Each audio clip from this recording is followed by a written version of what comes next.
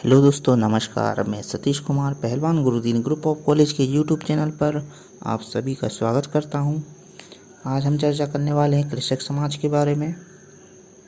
तो अगर अभी तक आपने हमारा चैनल सब्सक्राइब नहीं किया है तो कृपया चैनल सब्सक्राइब करें, लाइक करें, कमेंट करें, शेयर करें और साथ ही साथ बेल आइकन को क्लिक करना ना भूलें ताकि नई नई वीडियो आप तक आसानी से पहुँच सके। तो शुरू करते हैं दोस्तों। कृषक समाज, जैसे कि हम सभी जानते हैं कि हमारा भारतवर्ष एक कृषि प्रधान देश है और हमारे यहाँ अधिकांश जनसंख्या कृषि पर निर्भर करती है।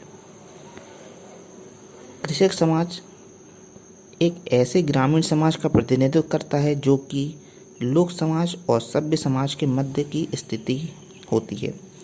कृषक समाज की अवधारणा का विकास मूलतः उन लोगों के संदर्भ में किया जाता है जो भूमि पर कृषि करके ही अपनी आजीविका कमाते हैं।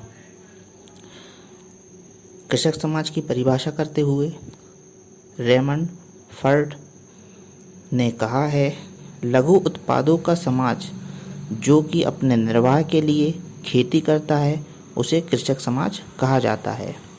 इसी प्रकार रेडफील्ड ने कहा है, कृषक समाज में उन लोगों को शामिल किया है जिनमें दो लक्षण पाए जाते हैं। पहला लक्षण यह है कि कृषि उनकी आजीविका का एक साधन है तथा जीवन विधि है, और दूसरा यह है कि लाभ के लिए व्यापार उनकी वृत्ति नहीं होती। रेडफील्ड के विचार से जो कृषक भूमि को पूंजी मानते हैं तथा व्यापार के लिए खेती करते हैं वे किसान नहीं बल्कि भूमिपति होते हैं। उन्होंने कृषक की कल्पना ऐसे मनुष्य से की है जो भूमि के एक भाग का स्वामी है और जो उस भूमि के साथ परंपरा तथा भावना के आधार पर गहरा संबंध रखता है। वह अपनी उपज को सीधे नगर के बाजारों में बेचता है। यह भी जरूरी नहीं है कि वह उस भूमि का मालिक हो जिस पर वह खेती करता है।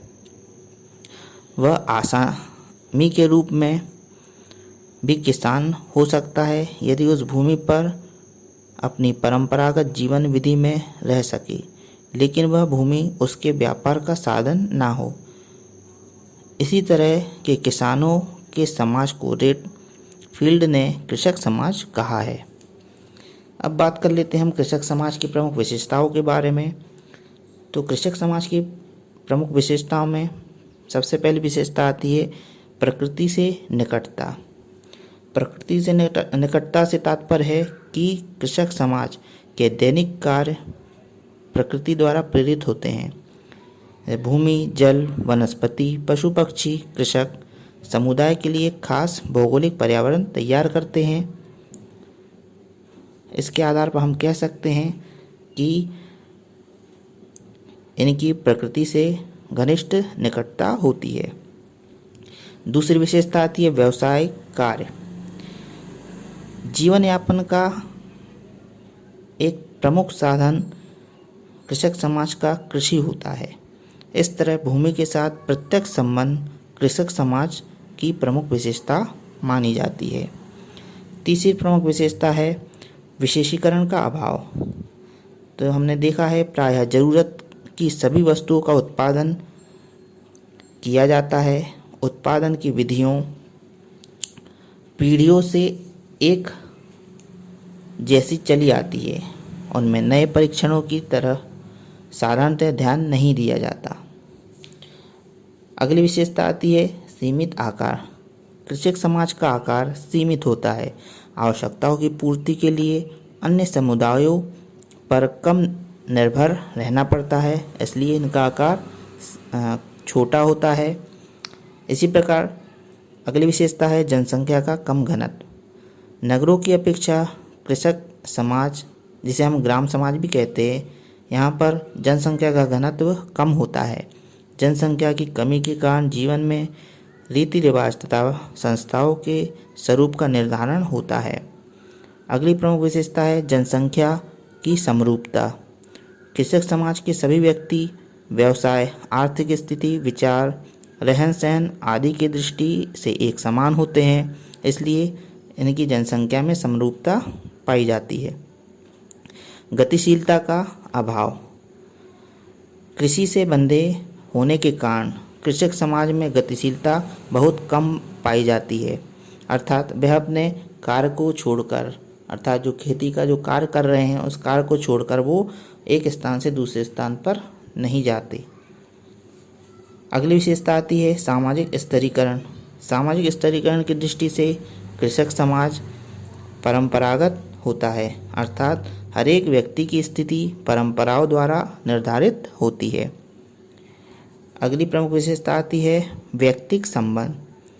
कृषक समाज में पाए जाने वाले संबंध व्यक्तिक होते हैं, उनमें आत्मीयता, घनिष्ठता दिखाई देती है। यही कारण है कि कृषक समाज के संबंधों में औपचारिकता और कृत्रिमता नहीं पाई जाती। इसी प्रकार दोस्तों, अब हम बात कर लेते हैं कृषक समाज या ग्राम समाज के प्रमुख तत्वों के बारे में। तो सबसे प्रमुख तत्व कृषक समाज में आता है सामान्य भूभाग। कृषक समाज अथवा ग्राम के समस्त समुदाय एक सामान्य भूभाग पर रहते हैं, जहाँ पर वो अपना जीवन यापन करते हैं। इसके बाद अगला तत्व आता है सामान्य जीवन। कृषक समाज में सभी समुदाय प्रायः सामान्य परंपराओं, प्रथाओं एवं जीवन शैली का अनुसरण करते हैं और इस प्रकार वह सभी एक सामान्य जीवन व्यतीत करते हैं। तीसरा प्रमुख तत्व है मानव समूह का अस्तित्व।